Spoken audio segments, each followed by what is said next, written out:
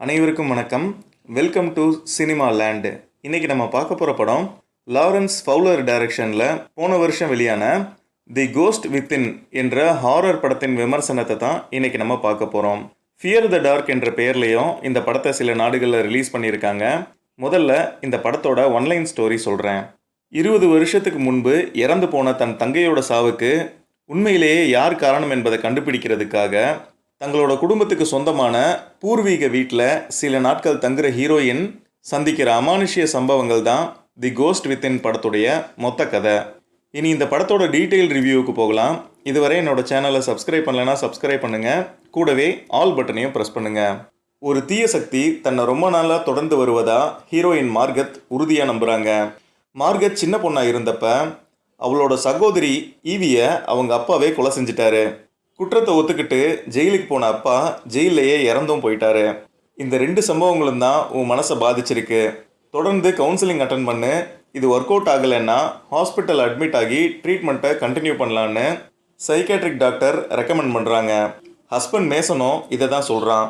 இது psychiatric problem இல்லை, என்னோட தங்கச்சி தான் என்கிட்ட எதையோ சொல்ல நினைக்கிறா. அது எனக்கு சரியாக புரியாததால தான் இவ்வளவு குழப்பமுமே. அதனால் நாம் என்னோட ஊரில் இருக்க எங்கள் சொந்த வீட்டில் போய் கொஞ்ச நாள் தங்கலாம். அங்கே தான் என்னோட தங்கச்சி இறந்து போயிருக்கா.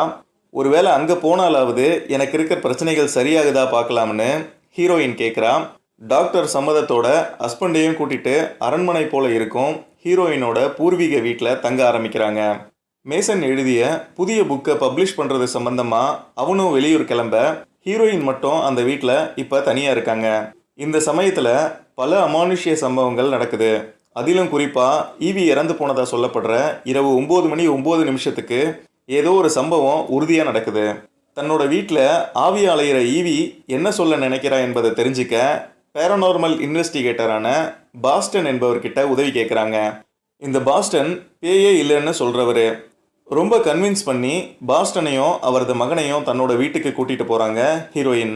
ஒரு கட்டத்தில் ஹீரோயின் உண்மையிலேயே ஒரு பேயால் தான் பாதிக்கப்பட்டிருக்காங்கன்னு தெரிஞ்சும் பாஸ்டன் பொய்யான ரிப்போர்ட்டை கொடுக்குறாரு. இதுக்கு பின்னால் ஹீரோயினோட ஹஸ்பண்ட் மேசனோட பங்கு இருக்குன்னு தெரிய வருது.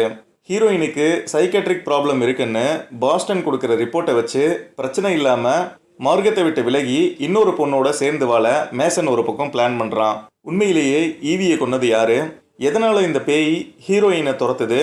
இந்த பேய்கிட்ட இருந்து ஹீரோயின் தப்பிச்சாலா இல்லையா என்பது தான் இந்த படத்துடைய மீதி கதை. இனி இந்த படத்தில் எனக்கு பிடிச்ச விஷயம், பிடிச்ச சீன்ஸ் எல்லாம் என்னென்னு சொல்கிறேன். இந்த படத்தில் பெரிய பாசிட்டிவாக அமைந்த விஷயம் என்னென்னா படத்தோட பேக்ரவுண்ட் மியூசிக் ரொம்ப அற்புதமாக இருந்துச்சு.